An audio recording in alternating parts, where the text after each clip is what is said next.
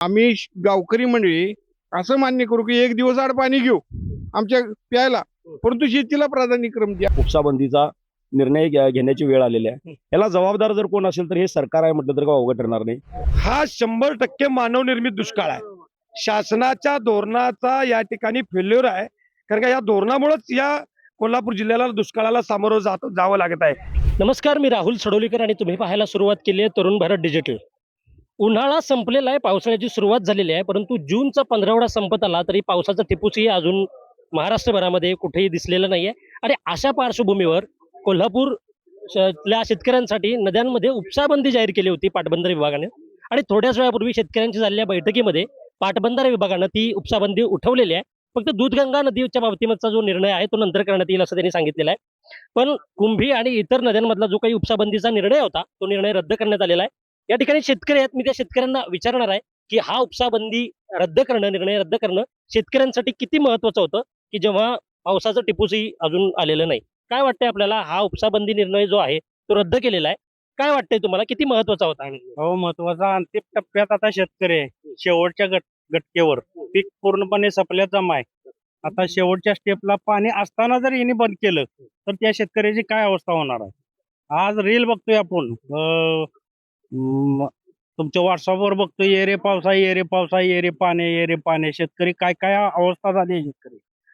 पाणी असताना तुम्ही कपात करताय, येतेल्या पाण्याची गॅरंटी नाही. हाय ते शिल्लक आहे ते द्या ना. बरोबर आहे का नाही? तुम्हाला असं म्हणायचं की पाण्याचा प्राधान्यक्रम बदलायला पाहिजे. बदलाय पाहिजे.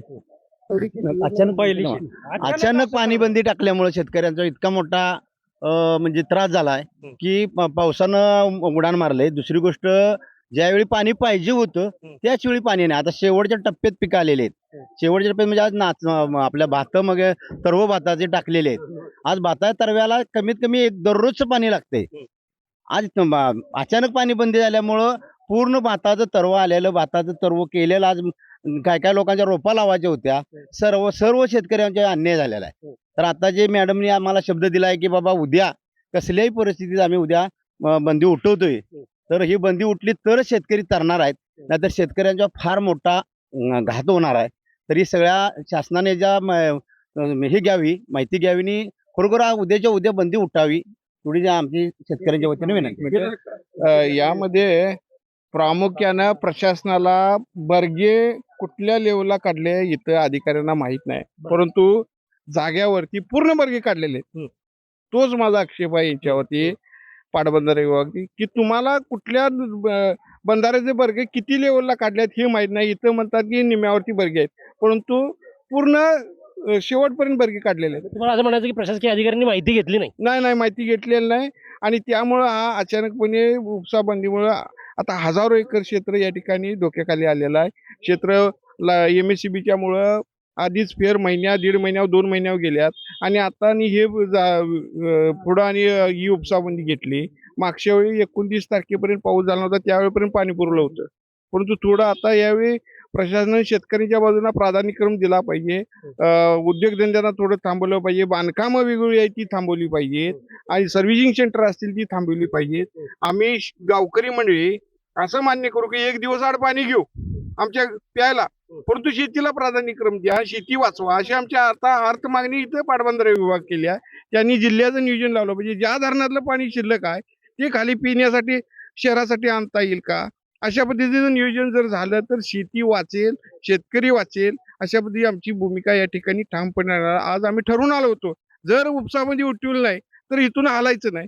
त्यामुळे आज तिने आमचं म्हणणं ऐकलं, उपसाबंदी उठवली, बर्ग घातलं तरच त्या पाण्याचा आपल्याला उपयोग होणार आहे, या ठिकाणी उपयोग होणार आहे. मग बर्ग अगोदर घाला, पाणी सोडा आणि मग आम्ही शेतीला पाणी उचलतो. काय वाटतंय तुम्हाला, उपसाबंदीचा निर्णय केला होता कोल्हापूर जिल्ह्यासाठी, अनिश्चित काळासाठी तो होता, तो उठवलेला आहे. हा निर्णय रद्द करणं कोल्हापूर जिल्ह्यातल्या शेतकऱ्यांसाठी किती महत्वाचं आहे, काय वाटतं? खरं म्हणजे कोल्हापूर जिल्हा हा ऊसकरी शेतकऱ्यांचा जिल्हा आहे आणि या जिल्ह्यामध्ये प्रचंड धरणं आहेत आणि त्या धरणामध्ये पाणीसाठा सुद्धा मुबलक आहे. मला वाटतं आता पाटबंधारे विभागाच्या अधिकाऱ्यांच्याकडून सगळं ऐकलं, त्यामध्ये सगळ्या धरणांच्या मध्ये 25-30%, 35% पाणी आहे, परंतु दूधगंगा धरणामध्ये फक्त 9% पाणी आहे असं अधिकाऱ्यांनी सांगितलं. खरं म्हणजे दूधगंगा धरणामध्ये 9%च पाणी काय याचा पण आपल्याला विचार करायला पाहिजे. दूधगंगा धरणाला जी काही गळती आहे ती गळती काढायला सरकार अपयशी ठरलेलं आहे. मुळात ते धरण आहे 28 TMCचं धरण आहे. कायमपणे सातत्यानं ते 25 TMC पर्यंत भरायचं आहे. परंतु गेल्या 2-3 वर्षामध्ये ते 21 TMC पर्यंतच भरलं जातं. वरचं 4 TMC न भरल्यामुळं खरं म्हणजे हा शेतकऱ्यांच्यावर आणि पाटबंधारे विभागावर सुद्धा उपसाबंदीचा निर्णय घेण्याची वेळ आलेली आहे. याला जबाबदार जर कोण असेल तर हे सरकार आहे म्हटलं तर का अवघड ठरणार नाही. गरज नसलेला शक्तीपीठ महामार्ग 1 लाख कोटी रुपये खर्च करून या ठिकाणी आणला जातोय. परंतु दूधगंगा धरणाची गळती काढण्यासाठी जो काय 80 कोटी रुपये खर्च आज कोल्हापूर जिल्ह्यातल्या सगळ्या नद्यांपैकी दूधगंगा नदीमध्ये पाण्याचं प्रमाण कमी आहे. याचं कारण गळती आहे असं तुम्हाला म्हणायचं? याचं कारण 100% गळती आहे आणि त्यासाठी 80 कोटी रुपये फक्त खर्च येणार आहे आणि तो खर्च करायला या सरकारकडे पैसे नाहीत किंवा प्राधान्यक्रम त्याला देत नाहीत. हे खरं म्हणजे या शेतकऱ्यांचं दुर्दैव आहे. शेतकऱ्यांना माझी या द्वारे विनंती आहे की आपण जे काही आज उपसाबंदी करायला लागलेत त्याचा ठपका जो प्रशासनावर ठेवायला लागलोय तो शासनावर ठेवायला पाहिजे, कारण शासन या ठिकाणी कुचकामी ठरलेलं आहे. मी अनेक शेतकऱ्यांशी पुढच्या बोलणार आहे आणि त्यांना विचारणार आहे मी की काय नेमकं वाटतं. या ठिकाणी माझे जिल्हा परिषद सदस्य आहेत, त्यांना मी विचारणार आहे कोल्हापूर जिल्ह्यामध्ये जी काही नद्यांमध्ये उपसाबंदीचा निर्णय घेतला होता तो आज रद्द झालेला आहे. मोठ्या संख्येने शेतकरी या ठिकाणी आलेले आहेत आणि त्यांनी मागणी केली होती की उपसाबंदीचा निर्णय रद्दच झाला पाहिजे. काय वाटतंय तुम्हाला, याचं महत्त्व किती आहे? अत्यंत जिव्हाळ्याचा प्रश्न असल्यामुळं या कोल्हापूर जिल्ह्यातले सर्व शेतकरी हवालदिल झाले होते. अगोदरच 6 तासाची वीज 8 तासावरनं 7 तासावर आली.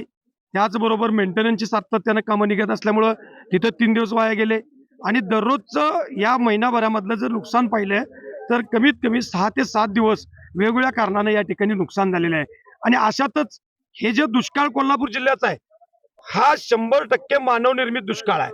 शासनाच्या धोरणाचा या ठिकाणी फेल्युअर आहे, कारण का या धोरणामुळेच या कोल्हापूर जिल्ह्याला दुष्काळाला सामोरं जावं लागत आहे. कारण का सातत्यानं आम्ही सांगतो हिवाळ्यामध्ये तुम्ही या ठिकाणी उपसाबंदी लागू करा आणि ते जे पाणी आहे ते आम्हाला या ठिकाणी पाणी देत असताना तुम्ही त्या काळामध्ये आमचं पाणी थांबवा.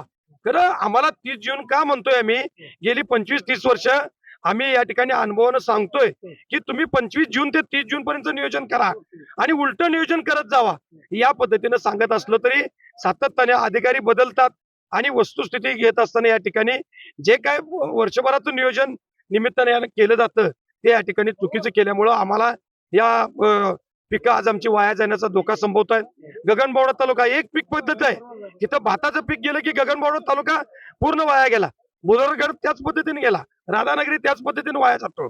मग हे सगळं सह्याद्रीच्या घाटमाथ्यावरती भात हे अत्यंत महत्वाचं पीक आहे आणि आज 16 जूनला जर या ठिकाणी किमान 4 तास 6 तास दररोज जर त्या ठिकाणी नाही पाणी मिळालं तर ही पिकं वाया जातात.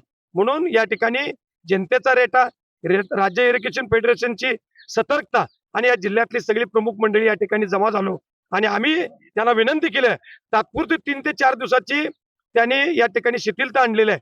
परंतु येणाऱ्या काळामध्ये जर काळमवाडीची गळती असो, हे फेल्युअर आहे ना आपलं, 80 कोटी रुपये घालून या ठिकाणी दूधगंगाची गळती काढू शकत नाही. मग हे मोठं फेल्युअर आहे. गेली 4 वर्ष तुम्ही या ठिकाणी मेंटेनन्सच्या नावाखाली तुम्ही त्या ठिकाणी काही करत नाही. मग या ठिकाणी जर तुम्ही चांगले पैसे लावून या ठिकाणी करणार नसाल तर मग सातत्यानं कोल्हापूर जिल्ह्याला ज्या जिल्ह्याचं हिरवागार पट्टा म्हणून तुम्ही या राज्यामध्ये ओळखताय तोच या ठिकाणी दुष्काळी जिल्हा म्हणून या मानवनिर्मित चुकांच्यामुळं येणाऱ्या काळामध्ये गणला जाईल अशी या ठिकाणी आम्हाला भीती वाटते. कोल्हापूर जिल्ह्यातला जो बराचसा पट्टा आहे तो ऊस क्षेत्राचा आहे, त्याच्यामुळे पाण्याचं प्रमाण नद्यांमध्ये भरपूर असणं गरजेचं असतं.